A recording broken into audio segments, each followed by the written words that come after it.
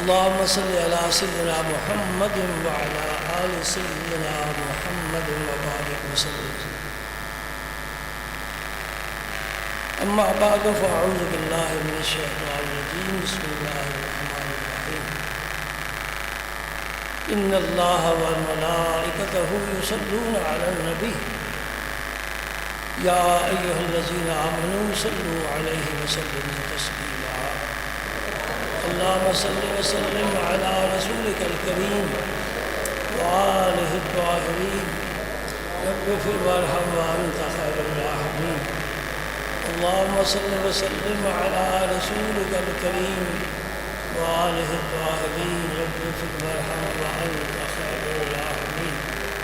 اللهم صل وسلم على رسولك الكريم وآله الطاهرين. رب اغفر وارحم وأنت خير الراحمين.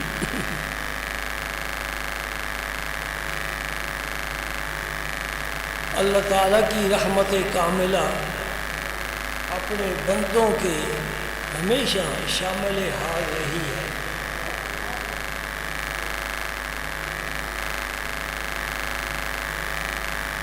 بڑی طاقت والا، بڑی قدرت والا، بڑے علم والا، بڑی حکمت والا اور مخلوق سے بے نیاز.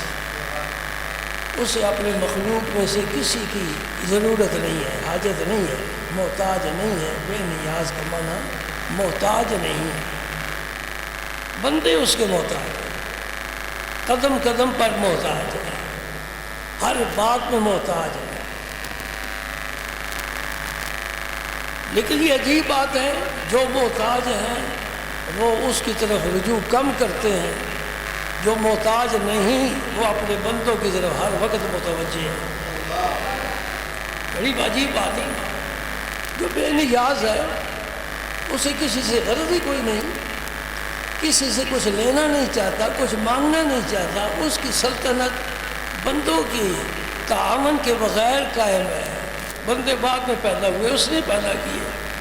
وہ بے نیاز ہے. نہ اسے کھانے کی ضرورت ہے کہ بندوں سے کھانا کھلائیں، نہ وہ پینے کا محتاج ہے کہ بندے اس کے پینے کا انتظام کریں. ہر لحاظ سے وہ بندوں سے ممتاز ہے. کہاں ہے کسی کو خبر نہیں ہے. ہاں جب وہ خود کچھ پردے اٹھاتا ہے تو پھر بندوں کو پتہ چلتا ہے. ایک رات آ رہی ہے، بزرگ رات ہے، مبارک رات ہے. اس کو قرآن پاک نے بھی لیلۃ مبارکۃ فرمایا. انا انزلناہ فی لیلۃ مبارکۃ. برکت والی رات ہے. اور قرآن نے ہی اس کا تعارف کرایا اور زیادہ تفصیل کے ساتھ اللہ کے رسول صلی اللہ علیہ وسلم نے اس رات کے بارے ہمیں روشنی اور ہدایت عطا فرمائی.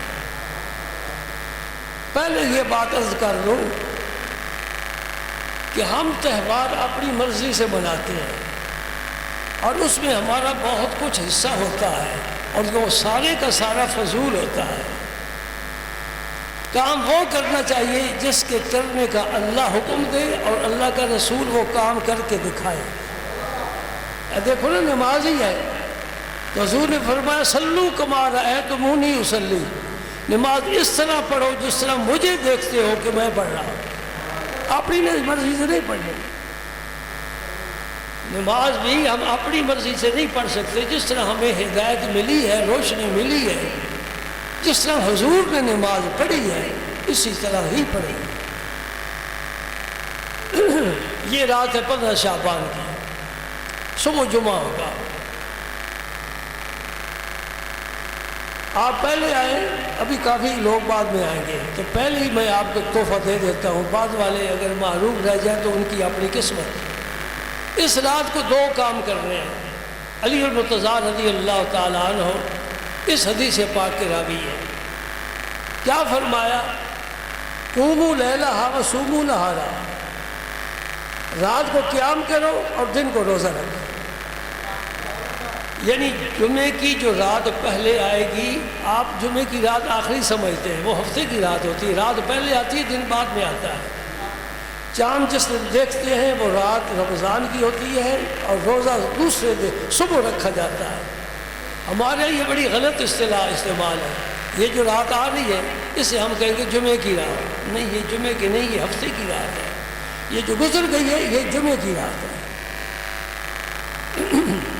تو یہ رات جو آ رہی ہے جمعے سے پہلے یہ شب برات کی رات ہے، یہ 15 شعبان کی رات ہے، اس کو قیام کرنا ہے۔ قیام کا معنی کیا کہ رات کو اللہ کی بندگی کرو، عبادت کرو، اسے مناؤ، راضی کرو، خوش کرو، اللہ راضی ہو جائے۔ اور میں انشاءاللہ حدیث چند پیش کروں گا، اپنی طرف سے کچھ بھی نہیں عرض کرتا۔ اور حضرت علی المرتضیٰ رضی اللہ تعالیٰ عنہ فرماتے ہیں کہ پھر دن کو روزہ رکھے، اور یہ 3 دن جو ہے یعنی 14، 15 اور 16، ہر چاند کی 14، 15، 16 انہیں ایام بید کہتے ہیں۔ ایام بید کا معنی کیا؟ بہت سفید دنوں کی یہ راتیں ہیں، چاند مکمل ہو جاتا ہے۔ یہ 3 روزے رکھنے سنت ہے، ہر مہینے کے 3 روزے رکھنے سنت ہے، چاند کی 14 تاریخ کو، 15 کو اور 16 کو، سوائے ذوالحج کے۔ ذوالحج کو 16 کا روزہ نہیں رکھا جاتا، وہ ایام تشریق ہوتے ہیں، تو 1 دن پہلے رکھ لیتے ہیں، 13، 14، 15، یہ صرف ذوالحج میں۔ باقی ہر مہینے میں 14، 15، 16 یہ روزہ رکھنا سنت ہے۔ حضور محبوب الہی خواجہ سید محمد نظام الدین اولیاء رضی اللہ تعالی عنہ کے ہاں یہ روزے اس طرح رکھے جاتے تھے اہتمام کے ساتھ، جس طرح رمضان کے روزے رکھے جاتے ہیں۔ حتیٰ کہ اگر کوئی اس مہمان بھی آ جاتا تو وہ بھی روزہ رکھ کر آتا، اسے پتہ ہوتا کہ میں نے وہاں جانا ہے، وہاں سب روزے دار ہوں گے۔ ہاں، مجھے بڑا افسوس ہوتا ہے ہم وہ لوگ کھو بیٹھے۔ یہ ہے حقیقی اور اصلی پیر، سمجھ رہے؟ یہ اصلی پیر ہیں جن کا ہر عمل نبی پاک کی سنت کے مطابق ہے۔ آج کہاں سے وہ پیر ڈھونڈے؟ اللہ پاک ہم پر رحم فرمائے۔ ہم بڑی نعمتوں سے محروم ہوتے جا رہے ہیں، بزرگ اٹھتے جا رہے ہیں اور ہم بھی انہیں چھوڑتے جا رہے ہیں، ان کی صحبت سے فیض نہیں پاتے۔ صحابہ کرام کو جتنا کمال ملا ہے، عبادت بھی کی ہے، جہاد بھی کیا ہے، قرآن بھی پڑھا ہے، روزے بھی رکھے ہیں، نمازیں بھی پڑھی ہیں، لیکن سارا فیض نبی پاک کی صحبت سے ملا ہے۔ آج وہ صحبت نہیں ہے، اب اس فیض سے محروم ہے۔ جو چاہے کرتے رہے، اجر ثواب شاید مل جائے، اگر لقمہ حلال ہمارے اندر گیا تب ثواب ملے گا، یہ بھی بات یاد رکھو۔ اللہ طیب لا یقبل الا طیبا، اللہ خود پاک ہے اور قبول کرتا ہے صرف پاک کو۔ سبحان اللہ وبحمدہ سبحان اللہ العظیم۔ جناب رسالت مآب صلی اللہ علیہ وسلم شعبان میں بہت زیادہ روزے رکھا کرتے تھے، یعنی اس مہینے میں رمضان کے بعد سب سے روزہ آپ اس مہینے میں رکھتے تھے، اور یہ بڑی اچھی عبادت ہے۔ سب عبادتوں سے یہ زیادہ اللہ کو پسند عبادت ہے، اس کا پتہ نہیں چلتا، اس میں ریاکاری نہیں آ سکتی۔ کیا پتہ ہے میرا روزہ ہے کہ نہیں، تمہارا مجھے نہیں پتہ تمہارا روزہ ہے کہ نہیں، یہ خفیہ عبادت ہے۔ اور بڑے مزے کی بات ہے، حدیث میں آتا ہے نوم الصائم عبادت، روزہ دار سو رہا ہے اس کی نیند بھی عبادت ہے۔ اگر دن کو آپ آرام کرتے ہیں روزے کی حالت میں، جتنا آرام کرے، گھنٹہ 2 گھنٹے آپ کا عبادت میں لکھا جائے گا۔ یہ فضائل تو ہم رمضان میں انشاءاللہ بتائیں گے نا، اگر اللہ پاک نے موقع عطا فرمایا۔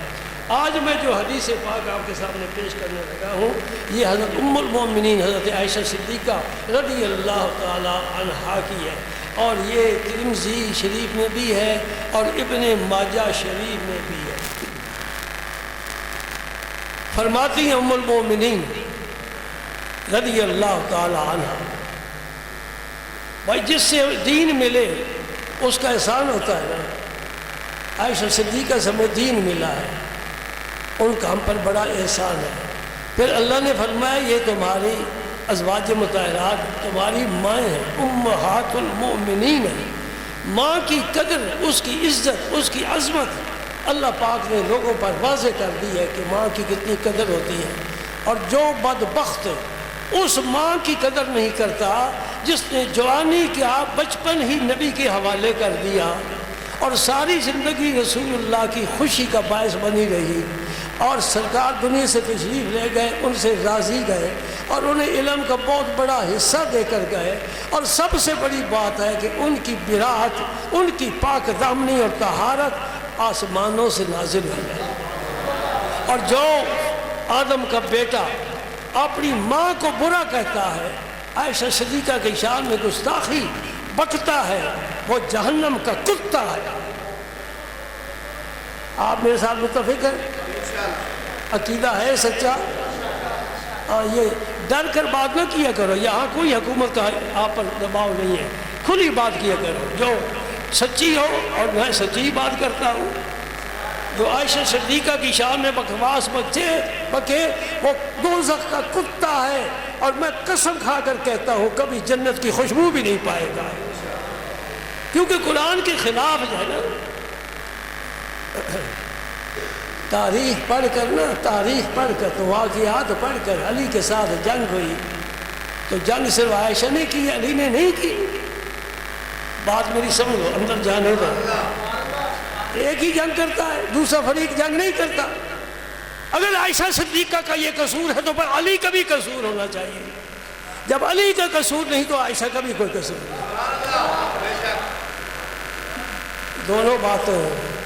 دونوں باتیں سمجھو۔ عائشہ صدیقہ نے جنگ کی ہے، تو اس لیے دشمن ہے، تو علی کا کیا لگتا ہے؟ علی امام من است و منم غلام علی، ہزار جان گرامی فدا بنام علی۔ علی کے ہم ہے، علی ہمارا ہے۔ وہ گھوڑے پر سوار ہوتے ہوئے قرآن پڑھ جاتا ہے۔ آج بھی جس کی مسجد میں، مدرسے میں، جس کی زبان پر قرآن ہے وہ علی کا ہے، علی ان کا ہے۔ نہیں سمجھے؟ چشتی علی المرتضیٰ سے فیض پاتے ہیں، قادری علی المرتضیٰ سے فیض پاتے ہیں، نقشبندی سہروردی علی المرتضیٰ سے فیض پاتے ہیں۔ اگرچہ نقشبندی وابستہ صدیق اکبر سے ہے، لیکن ولایت کا خزانہ اللہ کے رسول نے علی کو عطا فرمایا ہے۔ سبحان اللہ۔ عائشہ صدیقہ رضی اللہ تعالی عنہ فرماتی ہیں، فقط تو رسول اللہ لیلۃ، ایک رات آنکھ لگ گئی نا، تو جب آنکھ کھلی تو سرکار بستر پر حجرے مبارک میں نہیں ہے، حجرہ تھا ہی، بظاہر تو 9-10 ہاتھ حجرہ، چھوٹے کا لفظ میں نہیں استعمال کر سکتا، اس لیے کہ بڑے بڑے شاہی محلات سے بھی وہ حجرہ بڑا تھا۔ وہ حجرہ آج تو عرش سے بھی بڑا ہے، کیونکہ اللہ کا رسول اسی حجرے میں تشریف فرما ہے، اور فرشتے عرش پر جائیں نہ جائیں، زمین پر آ کر میرے نبی کو اس حجرے کا طواف کرتے ہیں۔ حضرت کعب بن احبار فرماتے ہیں 70,000 فرشتے دن کو صبح کو آتے ہیں، 70,000 شام کو آتے ہیں، جو سرکار کے روضہ پاک کا طواف کرتے ہیں اور درود پاک کے نذرانے اور نغمے پیش کر کے چلے جاتے ہیں۔ جو گروہ پہلی مرتبہ آیا تھا قیامت تک دوبارہ اسے موقع نہیں ملے گا۔ اتنی تعداد ہے ملائکہ کی، تم خوش قسمت ہو، سال میں جتنی دفعہ جانا چاہو جا سکتے ہو۔ فرشتہ ایک دفعہ آیا ہے، ایمان والے سال میں 2-2 3-3 دفعہ جا رہے ہیں، عمرہ کرتے ہیں، حج کرتے ہیں، سرکار کے قدموں میں حاضری دیتے ہیں۔ لیکن سارے نہیں مدینے پاک جاتے، محبت والے جاتے ہیں، نہیں وہ بھی نہیں جاتے، محبت والوں کو بلایا جاتا ہے۔ سبحان نبی پاک کہاں تشریف لے گئے؟ عائشہ صدیقہ کو بڑی پریشانی ہوئی، یہ ترمذی شریف ابن ماجہ کی حدیث ہے، فرماتی ہیں کہ میں اٹھی اور بقیع میں چلے گئی۔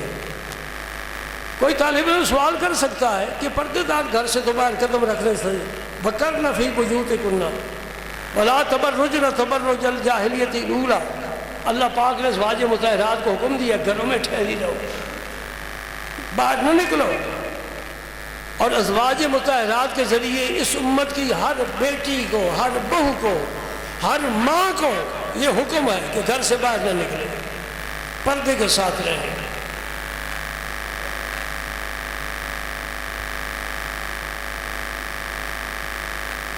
اس پر میں سوال کر دوں گا۔ جو مجھ پر سوال کرتا ہے کہ عائشہ صدیقہ حجرے سے باہر کیوں تشریف لے گئی اور بقیع میں پہنچی، جنت البقیع جو قبرستان ہے مسلمانوں کا، 10,000 فرشتے، 10,000 صحابہ اس قبرستان میں مدفون ہیں، اور آسمان والوں کے لیے اس طرح چمکتا ہے جس طرح زمین والوں کے لیے ستارے چمکتے ہیں، کیونکہ حضور نے فرمایا اصحابی کا نجوم، خوش قسمت ہے جو وہاں بھی جا کے سلام پیش کرتے ہیں۔ جنت البقیع میں پہنچی۔ جو مجھ سے یہ سوال کرے کہ وہ گھر سے باہر کیوں نکلی، میں سوال کروں گا انہیں پتہ کیسے چلا کہ حضور جنت البقیع میں ہے؟ جو جواب تم دو گے ہم بھی جواب دے لیں گے۔ دوستو یہ پردے کا حکم نازل ہونے سے پہلے کی بات ہے۔ ایک جواب میں یہ پیش کر رہا ہوں، پردے کے حکم نازل ہونے سے پہلے کی بات ہے، لہذا پردے کی پابندی نہیں ہے۔ نمبر 2، جب عشق کا غلبہ ہو جو بھی کر جائے جائز ہے۔ جواب سمجھے ہو؟ اب کچھ ہلے جلے کرو نا، میں اس طرح نہیں بیٹھا کہ قبرستان میں بیٹھا گفتگو کر رہا ہوں، تو پتہ چلے میں کہ جاگتے ہو کہ سوئے ہوئے ہو۔ اب میرا پسینہ آ گیا، میں خون جگر آپ کے لیے پیش کرتا ہوں، آپ اس طرح نہ بیٹھا کرو۔ میں بڑا حیران ہوا حرمین شریفین، خاص طور پر مدینہ طیبہ، جب امام خطبہ دیتا ہے اور عربی میں خطبہ ہوتا ہے، اور ہم سے زیادہ عربی لوگ ہوتے ہیں ہر ریاست سے آئے ہوئے، جب امام خطبے کے دوران دعا مانگتا ہے، آپ گواہ ہیں، سب کو پتہ ہے جو وہاں سے سارا مجمع بلند آواز سے آمین کہتا ہے۔ میں نے کہا یہ زندہ لوگ ہیں، یہ خطبہ سن رہے ہیں اور دعا پر آمین کہہ رہے ہیں، اور پورے خطبے میں یہ ہوتا رہتا ہے۔ جب بھی امام دعا مانگتا ہے مجمع میں، چونکہ عربی جاننے والے ہوتے ہیں، پتہ ہے کہ دعا مانگ رہا ہے، تو وہ پھر آمین کہتے ہیں۔ اللہ پاک ہم رحم فرمائے، کچھ ہم بھی خدمت کیا کریں، ساری خدمت مجھ سے وصول نہ کیا کرو، کچھ تم بھی خدمت کیا کرو۔ عائشہ صدیقہ رضی اللہ تعالی عنہا پر عشق کا غلبہ تھا، اس غلبے میں بے چین اور بے قرار ہو گئی اور سرکار کی تلاش میں نکلی۔ اور یہ حدیث میں آتا ہے حضور جس راستے سے گزر جاتے تھے وہ راستہ خوشبو سے مہک جاتا تھا، گویا وہ راستہ ہی بتا رہا ہے کہ تیرا محبوب ادھر تشریف لے گیا۔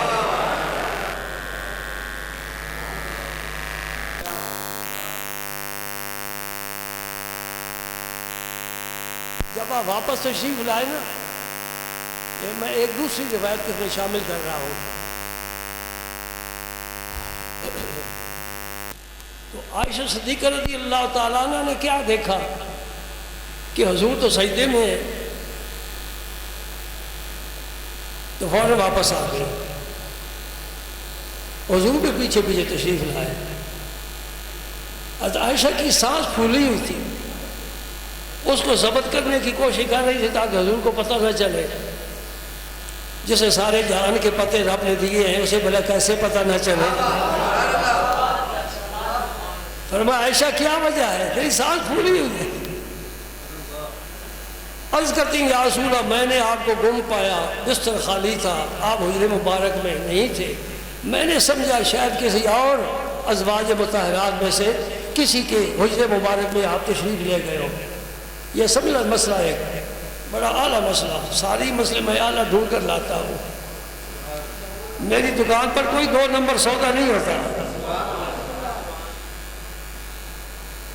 ایک شادی کی ہے دوسری نہ کرے، اگر کرے عدل کرے، اور عدل نہیں کر سکتا، دونوں کا حق ادا نہیں کر سکتا، ہر بات میں، کھانے میں، لباس میں، شاباشی میں برابر سلوک کرے، تو پھر حضور نے فرمایا قیامت کے دن اس طرح آئے گا کہ اس کا ایک حصہ مفلوج ہوگا، فالج زدہ ہوگا، اس نے ایک بیوی کا حق ادا کیا، ایک کا نہیں کیا۔ اس لیے یہ دوسرا شوق نہیں کرنا چاہیے، اور اگر کرے تو پھر عدل کر رکھے، لیکن یہ عدل باری مقرر کرنا حضور کے ذمہ رب نے لازمی نہیں فرمائی تھی، لیکن حضور نے آج خود عدل کا نظام قائم فرمایا کہ میں ہر ایک کے حجرے میں ایک ایک رات گزاروں گا۔ سمجھ گئے؟ یہ نبی کا عدل تو پوری دنیا میں مشہور ہے، نبی کے عدل سے عمر نے عدل لیا، وہ عادلوں کے امام بن گئے، عمر بن عبدالعزیز کو حصہ ملیا، ان کی تاریخ چمک اٹھی، نبی پاک صلی اللہ علیہ وسلم ہر چیز میں عدل کرتے تھے۔ جب حضرت حلیمہ نے چھاتی سے لگایا، اپنا فرزند بھی تھی، وہ بھی وہاں سے دودھ پیتا تھا، نبی پاک کو ادھر سے دودھ پلایا، پھر جب تک آپ دودھ پیتے رہے بھائی کے حصے کا دودھ کا ایک قطرہ بھی نہیں پیا۔ جو بچپن سے عدل کرنے والا ہے، حالانکہ اس میں تو کوئی ضروری نہیں نا ادھر بھی دودھ پی لو ادھر بھی پی لو، اندر جو خزانہ ہے وہ تو ایک ہی ہے، ادھر سے بھی جاتا ہے ادھر سے بھی جاتا ہے، لیکن بچپن میں ہی جب زبان بھی سرکار گفتگو کے لیے استعمال نہیں فرماتے تھے، یہ سبق دے دیا امت کو کہ میں نے اپنے بھائی کے حصے کا ایک قطرہ کبھی نہیں پیا، اور اللہ اللہ اپنے حصے پر ہی اکتفا کنار کیا۔ بھائیوں کے حصے مارتے ہیں، انہیں ذرا سبق حاصل کرنا چاہیے۔ یہ درمیان میں بات آ گئی نا، اور مسئلہ ضروری تھا، میں نے آپ تک پہنچا دیا۔ نبی پاک صلی اللہ علیہ وسلم نے جب کیا فرمایا عائشہ سے، فرمایا اکنت تخافین ان یحیف اللہ علیک ورسول، عائشہ کیا تیرا خیال ہے کہ اللہ کا رسول تیرے حق میں کوتاہی کر سکتا ہے؟ اللہ کا کیوں ذکر کر دیا؟ اللہ کا کیوں ذکر کر دیا؟ جی اللہ کا اس معاملے میں کوئی حصہ ہی نہیں ہے، یہ سارا اس کے سارا معاملہ ہی نبی کریم کا ہے۔ ازواج مطہرات کے پاس جانا، عدل قائم رکھنا، یہ سرکار کا اپنا احسان ہے، اور یہ آپ کی اخلاق ہے۔ حضور نے اس لیے اللہ کا ذکر فرمایا کہ اللہ پاک نے بھی قرآن پاک میں کہیں اپنا صرف ذکر نہیں کیا، جہاں بھی ذکر کیا ہے ساتھ رسول اللہ کا بھی ذکر فرمایا۔ فرمایا میرا اللہ میرا نام نہیں چھوڑتا، میں اللہ کا نام کیسے چھوڑتا؟ بھائی باتیں بڑی میرے ذہن میں عجیب عجیب آ رہی ہیں، لیکن یہ بہت ضروری ہے، پھر سے کبھی انشاءاللہ یہ نقطہ بڑا میں آپ کو انشاءاللہ کبھی تفصیل سے بتاؤں گا کہ اللہ نے حضور کا کس طرح ذکر کیا ہے، اور رسول اللہ نے اللہ کا کس طرح ذکر کیا ہے۔ یہ معاہدہ ہوا ہے، تم میرا کا ذکر کرو میں تمہارا کروں گا، تم لا الہ الا اللہ کہو میں محمد رسول اللہ کہوں گا۔ سبحان اللہ سبحان اللہ، یہ ہے ذکر۔ اور اپنے حبیب نے اس کے حبیب نے جو ذکر کیا ہے وہ رب نے پہلے رکھا ہے، جو اللہ نے ذکر کیا ہے وہ پیچھے رکھا ہے۔ محمد رسول اللہ پیچھے آتا ہے، لا الہ الا اللہ پہلے آتا ہے، یہ اس کے حبیب کا ذکر ہے، اور محمد رسول اللہ اللہ کا ذکر ہے۔ قل هو اللہ احد، اے میرے حبیب میں ایک تو ہوں، ازل سے ہوں، کسی کو پتہ نہیں، تم کہو میں ایک ہوں،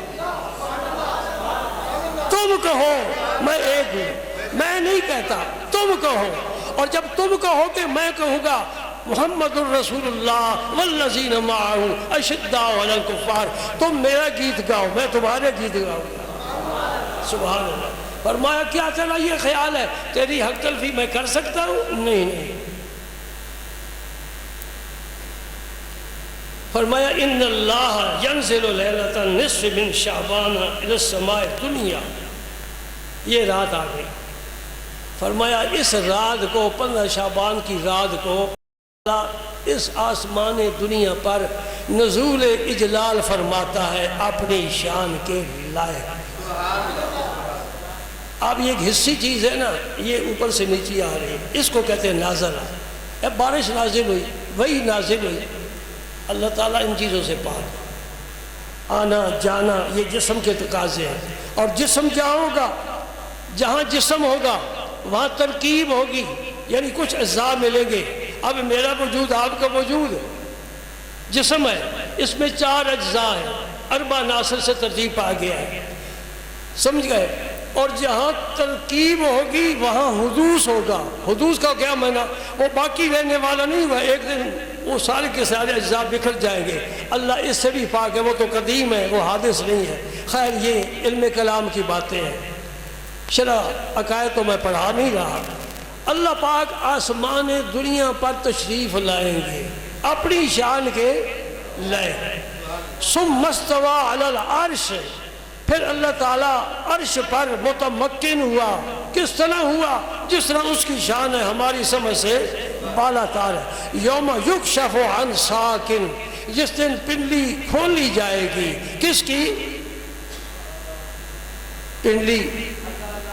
کس طرح کھولی جائے گی نہیں پتہ، بس ترجمہ کر لیتے ہیں، پتہ نہیں۔ کچھ ایسے مقام آتے ہیں علماء کے لیے جب علمی سفر کرتے کرتے ایک جگہ رک جاتے ہیں، کہتے ہیں یہاں کہہ دو ہمارے علم سے یہ چیز بالا تر ہے، امام رازی ہو یا غزالی ہو، سب یہ کہتے ہیں ہمارے علم سے تیری ذات بالا تر ہے۔ رات کو اس آسمان دنیا پر اللہ تعالیٰ نزول اجلال فرماتے ہیں، پھر کیا ہوتا ہے؟ فَيَغْفِرُ لِأَكْثَرَ مِنْ عَدَدِ شَعْرِ غَنَمِ الْكَلْبِ۔ بنی کلب ایک قبیلہ عرب کا، یہاں صرف کلب فرمایا، بنی کلب ایک قبیلہ عرب کا، ان کی بکریاں پورے عرب میں مشہور تھیں، بہت کثرت کے ساتھ ان کے ریوڑ تھے۔ نبی کریم صلی اللہ علیہ وسلم فرماتے ہیں بنی کلب کی بکریوں کے جسموں پر جتنے بال ہیں اس رات کو اللہ تعالیٰ اتنے گناہگاروں کو بخش دیتا ہے۔ سمجھ لیں، مغفرت کی رات ہے، اللہ تعالیٰ سے معافی مانگنے کی رات ہے، توبہ کرنے کی رات ہے، اسے راضی اور خوش کرنے کی رات ہے۔ سبحان اللہ۔ اب ہمیں وقت بھی پتہ چل گیا، رات بھی پتہ چل گئی، اور نبی کا فرمان بھی ہم تک پہنچ گیا۔ اب ہماری مرضی کہ ہم گھر میں بیٹھ کر بریانی اور حلوے کھاتے رہیں، یا بچوں کو پیسے دے کے پٹاخے اٹھاتے رہیں، آتش بازی کرتے رہیں، یا فضولیات میں وقت گزار دیں۔ مجھ سے کوئی پوچھو، میں سارے شہر کے مولویوں سے عرض کروں گا اس رات کو نہ نعتیں پڑھو نہ تقریریں کرو، سر سجدے میں رکھ کر رو رو کر رب سے معافی مانگو۔ یہ ایک قسم کا مولوی کا بڑا پاکیزہ شغل ہے، یہ شغل ہے، بڑا پاکیزہ شغل ہے۔ ہاں بھئی نعت شریف پڑھ تو، پھر دوسرا کھڑا ہو گیا، پھر تیسرا کھڑا ہو گیا۔ یہ نعتیں اوپر تو سے نہیں آئی نا، بندوں نے بنائی ہیں، اور بندے حد بھی قائم نہیں رکھ سکتے، حد سے بڑھ جاتے ہیں، کچھ ایسی باتیں بھی کہہ جاتے ہیں جن کے سننے کے بعد استغفار کرنا پڑتا ہے۔ پڑھنے والے کو تو پتہ نہیں کہ میں کیا کچھ کہہ گیا ہوں، گستاخیاں ہو جاتی ہیں اللہ کی شان میں بھی، نبی پاک کی شان میں بھی۔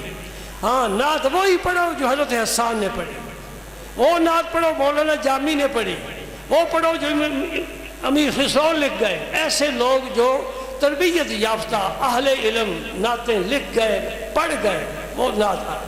لیکن یہ نعتوں والی رات نہیں ہے۔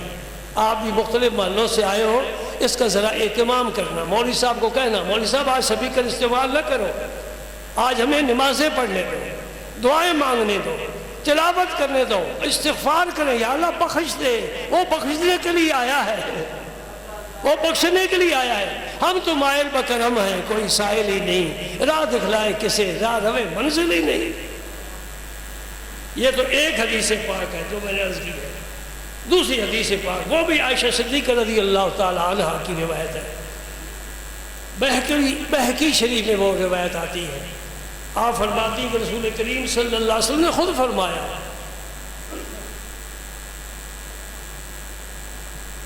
ہل تدرین ما ھذہ اللیلہ، عائشہ تجھے پتہ ہے کہ اس رات میں کیا ہوتا ہے؟ یا رسول اللہ مجھے تو پتہ نہیں۔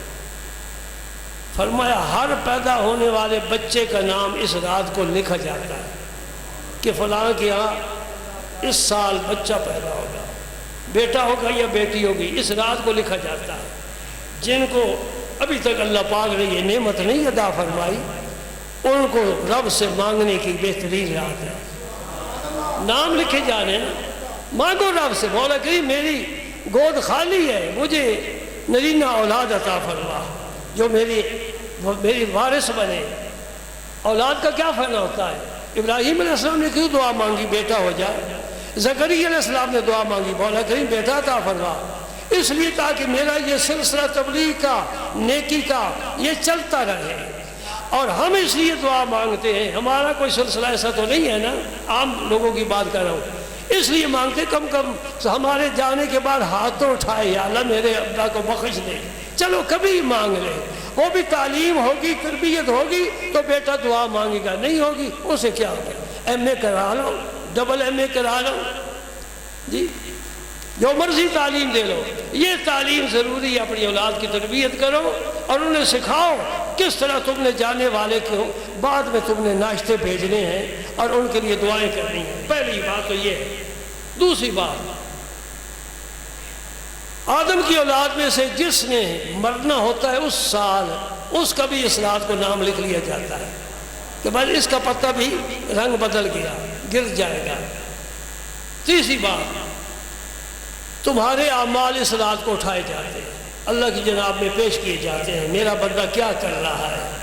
جی ٹی وی دیکھ رہا ہے، بچوں سے خوش طبعی کر رہا ہے، یا میرے حضور سجدے کر رہے ہیں؟ رب کو کون سا کام پسند ہے؟ اسے بتا دیا ہے نا۔ جو تو ہاتھ اٹھا کر رب سے مانگ رہے ہیں، آنسو گرا رہے ہیں، دعائیں کر رہے ہیں، التجائیں کر رہے ہیں، مولا کریم بخش دے، تو پھر مایوس نہیں ہونا چاہیے، اللہ تعالیٰ واقعی بخش دے گا اور مغفرت فرما دے گا، اسے کوئی فرق نہیں پڑتا۔ سبحان اللہ۔ اور آخری بات یہ کہ فرمایا آدم کی اولاد کا رزق اس رات کو زمین پر اتارا جاتا ہے، یعنی ان ملائکہ کے سپرد کر دیا جاتا ہے جو رزق کو تقسیم کرتے ہیں، لوگوں تک پہنچاتے ہیں۔ یہ اس رات کے مشاغل ہیں۔ سبحان اللہ، سبحان اللہ۔ ہاں کچھ لوگ ایسے ہیں جن کو اللہ نہیں بخشے گا، جو چاہے کرے جب تک اس گناہ سے توبہ نہ کرے۔ یہ بھی سمجھنے والی بات ہے نا۔ ہم سارے یہ نہ امید لے کر صبح اٹھیں کہ ہماری تو مغفرت ہو گئی، دیکھیں کوئی ہم میں ایسا قصور تو نہیں ہے، کوئی ایسا جرم تو نہیں ہے جس کے متعلق اللہ کے نبی نے فرمایا کہ رب تجھے نہیں بخشے گا۔ جتنی مرضی یہ دعائیں کر لے، استغفار کر لے، جب تک وہ گناہ نہیں چھوڑنا۔ سنو، اللہ کے نبی فرماتے ہیں ایک تو مشرک کو نہیں بخشے گا جو کسی کو اللہ کا شریک ٹھہراتا ہے۔ ان اللہ لا یغفر ان یشرک بہ ویغفر ما دون ذلک لمن یشاء۔ اللہ تعالیٰ فرماتے ہیں شرک کرنے والے کے لیے میرے رحمت کے دروازے بند ہیں، باقی کو لیے جسے میں چاہوں گا میں معاف کر دوں گا، بخش دوں گا، چاہوں گا۔ ہاں زیادہ بھی توقع نہیں رکھنی، خوف بھی رکھنا ہے، یہ بڑا مسئلہ نازک ہے۔ ہم بڑے امیدیں لے کر پھرتے ہیں، امید بھی ہے، خوف بھی ہے، بے نیاز ذات ہے، معلوم نہیں کل کیا ہوگا۔ اور یہ بھی یاد رکھو جنت میں تو جائیں گے، ابھی ابتدا میں بہت مراحل ہیں، قبر سے گزرنا ہے۔ سیدنا عثمان غنی رضی اللہ تعالیٰ عنہ، سنو غور سے سنو، یہ وہ صحابہ میں سے ہیں ابو بکر صدیق، عمر فاروق، عثمان غنی، علی المرتضیٰ، طلحہ، زبیر، سعد اور سعید عبد الرحمن بن عوف، 10 صحابہ جنہیں حضور نے جنت کی بشارت خود سنائی ہے۔ اللہ کے رسول نے کہا ہے جنتی ہے، اس کے باوجود سن لے مجھ سے۔ جناب ابو بکر صدیق کہتے ہیں کاش میں پرندہ ہوتا، مجھ سے حساب نہ لیا جاتا۔ کوئی یہ کہہ سکتا ہے حضور والا آپ کو اللہ کے رسول نے بشارت دی، آپ تو جنت میں جائیں گے ہی جائیں گے؟ نہیں، جو بشارت ہے وہ اپنے مقام پر، بندے کو بندگی کے حق میں رہ کر اللہ تعالیٰ سے معافی مانگنی چاہیے، کہیں یہ چراغ گل نہ ہو جائے، مجھ سے کوئی ایسا کام نہ ہو جائے کہ وہ بشارت مجھ سے چھین جائے۔ سمجھ گئے؟ عثمان غنی رضی اللہ تعالیٰ عنہ جب قبر دیکھتے تھے بہت روتے تھے۔ آپ کو عرض کیا گیا حضرت آپ کے تو سارے گناہ معاف ہو گئے۔ حضور نے فرمایا کہ عثمان آپ جو چاہے کرے، میں اس سے راضی، میرا رب اس سے راضی، اس کے باوجود بڑے خوف زدہ کیوں ہوتے ہو؟ فرمانے لگے جنت تو بہت دور کی بات ہے، یہ پہلا مرحلہ ہے قبر، پہلا مرحلہ، یہاں کامیاب ہوں گے تو پھر سمجھے کہ جنت میں جا رہے ہیں نا۔ کیونکہ جنت میں جانا یہ ضروری نہیں کہ یہاں سے ہوائی جہاز پر بیٹھو جنت میں اتر جاؤ۔ ایک مومن ہے، کلمہ گو ہے، صوم و صلات کا پابند ہے، کوئی اس میں ایسی ہے گناہ والی بات ہے، گناہ کبیرہ، تو علماء فرماتے ہو سکتا ہے رب پہلے اسے دوزخ میں لے جائے۔ ایک گندا کپڑا تو پہلے دھوبی صاف کرتا ہے اور پھر جنت میں لے جائے، وہ دوزخ میں ایک لمحے کے لیے جانا ہم نہیں برداشت کر سکتے۔ لہٰذا امید بھی رکھو اور اللہ کا خوف بھی رکھو، بے نیاز ہے، کیا معلوم فیصلہ کیا فرمائے۔ سیدنا عمر فاروق انہیں بھی جنت کی بشارت ہے، بلکہ ان کا محل جنت میں حضور دیکھ کر آئے ہیں، اس کے باوجود سنو آپ فرمایا کرتے تھے کاش میں ابو بکر کے سینے کا ایک بال ہوتا۔ عمر فاروق کہہ رہے ہیں، یہ عمر عزت والوں کی عزت سمجھتے ہیں، دنیا والوں کو کیا پتا۔ حضرت عمر فاروق حضرت ابو بکر صدیق کو سمجھتے ہیں یہ کس مرتبے کو انسان ہے، ساتھ گزاری ہے زندگی۔ فرماتے کاش میں ابو بکر کے سینے کا ایک بال ہوتا۔ سبحان اللہ۔ تو امید بھی رکھیں، خوف بھی رکھیں۔ الایمان بین الرجاء والخوف، دونوں طرف کے درمیان ایمان کی حالت ہے، مشرک کو نہیں بخشے گا۔ نمبر 2 مشاہن مشاہن کسے کہتے ہیں؟ جو اپنے دل میں کسی مسلمان کا بغض رکھے، کینہ رکھے، عداوت رکھے، وہ بھی جنت میں نہیں جائے گا جب تک توبہ نہیں کرے گا۔ ہاں جی، کیا کروں، تمہاری گھڑی بڑی تیز ہو جاتی ہے۔ میں ایک حدیث پاک کو آپ کو سنانے لگا ہوں۔ نبی کریم صلی اللہ علیہ وسلم نے حضرت انس سے فرمایا رضی اللہ تعالی عنہ، یہ بھی ترمذی شریف کی حدیث ہے، فرمایا یا بنیا، انس کو فرمایا جو خادم خاص ہے، اے میرے پیارے بیٹے۔ کیا بات ہے، خدمت جو کی ہے تو انعام ملنا چاہیے۔ اے میرے پیارے بیٹے، میں کہتا ہوں علماء سے پوچھو زندگی میں کبھی حضرت انس نے بھی حضور کو ابا جی کر کے پکارا ہو؟ وہ جو بیٹا کہہ رہے ہیں، حضور کہیں میں بشر ہوں، تجھے کوئی حق نہیں پہنچتا کہ تو بھی کہے بشر ہے۔ حضور فرمائے جو چاہیں، یا بنیا، اے میرے پیارے بیٹے، ان قدرت ان تصبح و تمسی ولیس فی قلبک غش لاحد فافعل، اے میرے پیارے بیٹے اگر تو ایسا کر سکے کہ صبح بھی اس حال میں کرے، شام بھی اس حال میں کرے کہ تیرے دل میں کسی مسلمان کا کینہ نہ ہو۔ آگے سنیے، ثم قال، پھر حضور نے فرمایا یا بنیا وذالک من سنتی، یہ میری سنت ہے۔ النکاح من سنتی تو یاد کیا ہوا ہے نا، وہ تو سب کو یاد ہے۔ بہت تھوڑے ایسے عمل ہیں جن کو حضور نے فرمایا یہ میری سنت ہے۔ ان میں سے ایک ہی عمل ہے کہ اپنے سینے کو غیروں کے کینے سے، عداوت سے، دشمنی سے پاک رکھنا۔ یہ نبی پاک فرماتے ہیں میری سنت ہے، یعنی یہ میرا طریقہ ہے۔ حضور صحابہ کرام کو فرمایا کرتے تھے کسی کی کوئی کمزور بات مجھے نہ بتایا کرو تاکہ میرا سینہ سب کے بارے صاف رہے۔ ہم ٹو لگاتے ہیں، جستجو کرتے ہیں، کھرچتے ہیں بندے کو، پوچھتے رہتے ہیں۔ نہیں، لا تجسسوا ولا یغتب بعضکم بعضا، سورہ حجرات میں رب فرماتا ہے کسی کا تجسس نہ کرو۔ فرمایا ذالک من سنتی، آگے چلیے، فرمایا ومن احب سنتی فقد احبنی، فرمایا جو میری سنت سے پیار کرے گا وہی میرے ساتھ پیار کر سکتا ہے۔ سمجھ گئے کیا معنی؟ وہ شخص حضور کی محبت کے دعوے میں بالکل جھوٹا ہے جو نبی پاک کی سنت کا تارک ہے۔ حضور نے فرما دیا جو میری سنت سے پیار کرے گا وہی میری ذات سے پیار کرے گا۔ سبحان اللہ۔ آگے بھی ایک جملہ ہے وَمَنْ أَحَبَّنِي كَانَ مَعِي فِي الْجَنَّةِ، اور جو میرے ساتھ پیار کرے گا جنت میں میرے ساتھ ہوگا۔ یہ نہیں فرمایا کہ وہ جنت میں ہوگا، نہیں، جنت میں میرے ساتھ ہوگا۔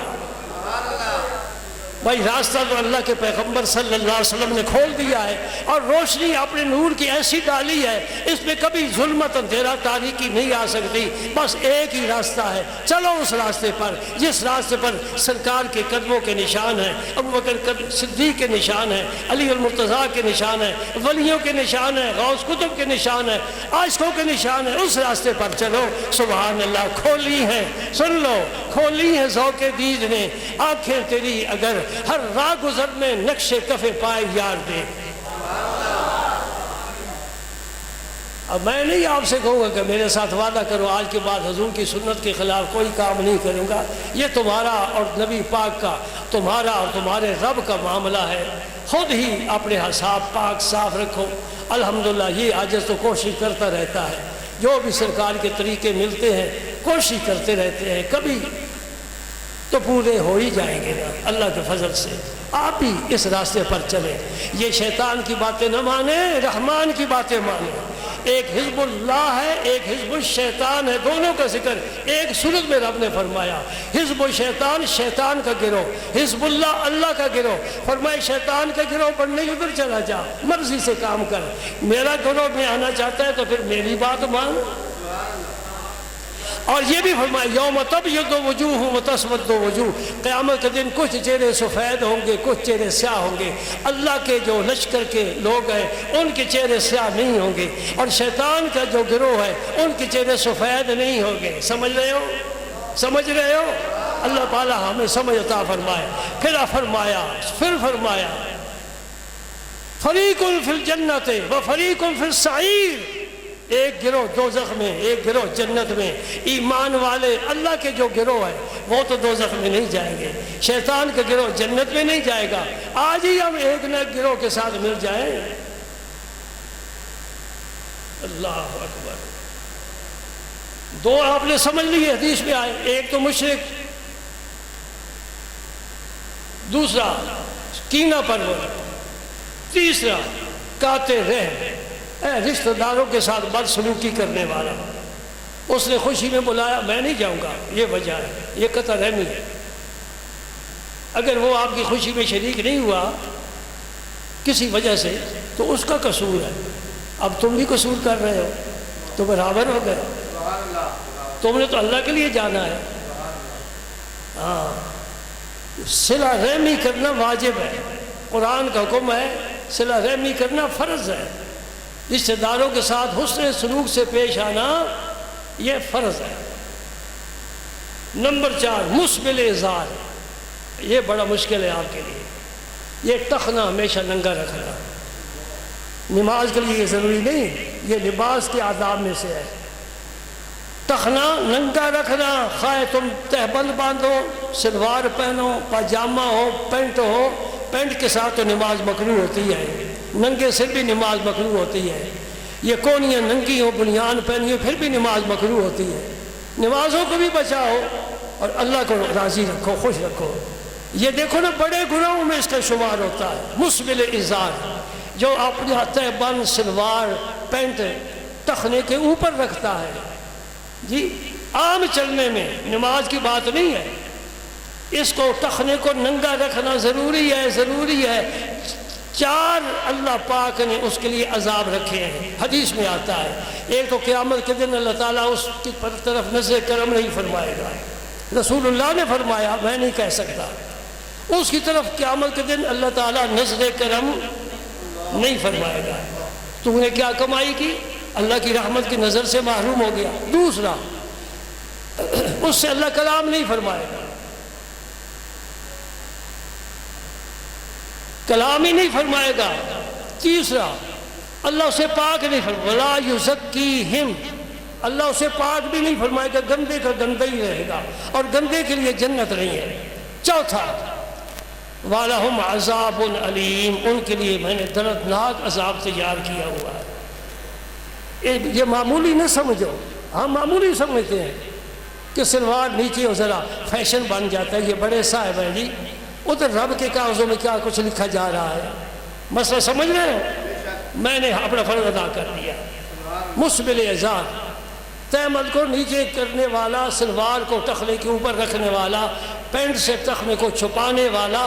میں پھر بار بار کہہ رہا ہوں، نماز میں تو ہم سلوار اوپر کر لیتے ہیں، نماز کا مسئلہ نہیں، یہ لباس کے آداب میں سے ہے۔ جب بھی لباس پہنو اس کا خیال رکھو، اور جب بھی کسی سے کپڑے سلواؤ اسے کہو کہ ٹخنے تک ناپ لینا، ٹخنے تک ناپ لینا۔ جن کو کہتے ہو نا بستر چکی پھر دینا، ان میں سے کسی کی سلوار ٹخنے پر نہیں ہوتی۔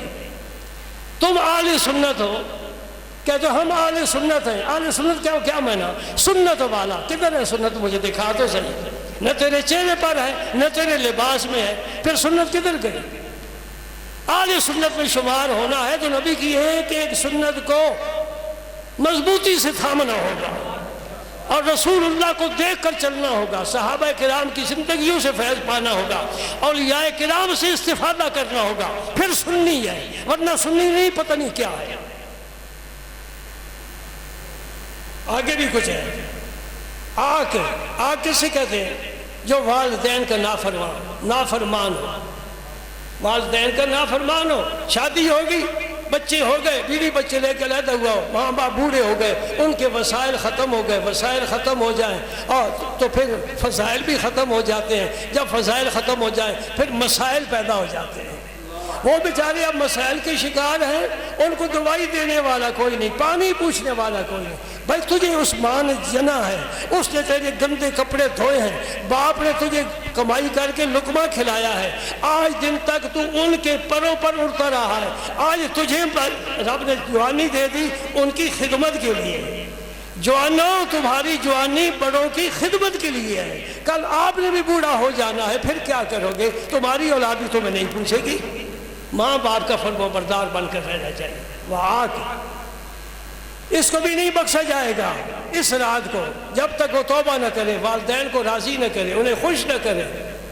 سبحان اللہ۔ آخری بات، جو شراب پینے کا عادی ہو، شراب پینے کا عادی ہو، ایک تو نا کسی مجلس میں کیا اتفاقاً پی لی، حرام کام تو کیا لیکن فوری معافی مانگ لے تو اللہ تعالیٰ معاف فرما دے گا۔ یہ کہ جو عادت بنا لیتا ہے، اور یہ عادت پھر غریب تو بنا نہیں دیتا، گنجی دھوے گی کیا تو نچوڑے گی کیا؟ غریب بیچارہ تو اپنی روزی نہیں کما سکتا، بچوں کا پیٹ نہیں پال سکتا۔ یہ جو آسودہ حال لوگ ہیں نا، بڑی پیٹ والے، بڑی توند والے، جن کے پاس پیسہ اتنا ہوتا ہے، کہتے ہیں کہاں صرف کریں، آؤ بھائی شراب کی بوتلیں لاؤ، پیو پلاؤ۔ اللہ اکبر، اللہ اکبر۔ اگر آپ محسوس نہ کریں تو میں ایک بات کہہ دوں، انہیں پیشاب کا گلاس بھر کر دو، پیے گا؟ پیشاب کا گلاس بھر کر دو، پیے گا؟ نہیں پیے گا۔ کیوں نہیں پیے گا؟ گندا ہے، حرام ہے۔ شراب اس سے کم نہیں ہے، سمجھ گئے میری بات؟ شراب اس پیشاب سے کم نہیں ہے۔ پیشاب کی حرمت قرآن سے ثابت نہیں ہے۔ اے مولویوں سے پوچھ لینا، قرآن پاک میں کہیں بھی پیشاب کو حرام نہیں فرمایا، کو تو اللہ نے حرام فرمایا۔ تو جو نص قطعی میں حرمت والی چیز ہے اس کو پیتے ہیں، پیشاب بھی پیا کرو۔ استغفر اللہ ربی، تیرا منہ پاک ہے، کلمہ پڑھتا ہے، تیری زبان پاک ہے، قرآن پڑھتا ہے، تیرا دل پاک ہے، اس میں ایمان ہے، نبی کی محبت ہے، اللہ کی یاد ہے۔ خدا کے بندے گندا پانی وہاں ڈال رہا ہے جہاں قرآن پڑھا ہوا ہے، جہاں قرآن پڑھا ہوا ہے وہاں گندا پانی ڈال رہا ہے، تو قرآن کی بے عزتی کر رہا ہے۔ اللہ اکبر، اللہ۔ بھائی یہ چند عیب جو اللہ کے رسول نے، مختلف صحابہ نے جو حدیث روایت کی ہیں، میں نے ان سب کو جمع کر دیا ہے اور آپ کو اس رات کی میں نے فضیلت بتا دی ہے۔ اس رات کو اللہ تعالیٰ آسمان دنیا پر نزول اجلال فرماتا ہے، اور جو اس کی عبادت کرنے والے ہیں انہیں نظر رحمت سے نوازتا ہے، اور جو گناہوں کی معافی مانگتے ہیں ان کو معاف فرماتا ہے۔ یہ رسول اللہ ہمیں خوشخبری سنا گئے۔ اب رات ہے اور آپ ہیں، دن کو روزہ رکھو، رات کو عبادت کرو۔ اور میں تو یہ عرض کروں گا، اگر آپ کو یہ بات پسند آ جائے، گرمی تو ہے ہی، اور گرمی کے روزے رکھنے میں لطف آتا ہے۔ صحابہ نے جہاد بھی کیے، روزے بھی رکھے، گرمی بھی تھی، اور وہاں تو یہ پکوڑے اور سموسے بھی نہیں ملتے تھے جس پر ہم افطار کر کے روزے کا حلیہ ہی بگاڑ دیتے، کھجور نہیں کھاتے۔ اللہ اکبر، اللہ اکبر۔ تو 3 روزے رکھو، چاند کی 14 تاریخ سے شروع کرو، 15 کو اور 16 کو 3 روزے رکھو۔ اللہ تعالیٰ میرا آپ سب کا حامی و ناصر ہو۔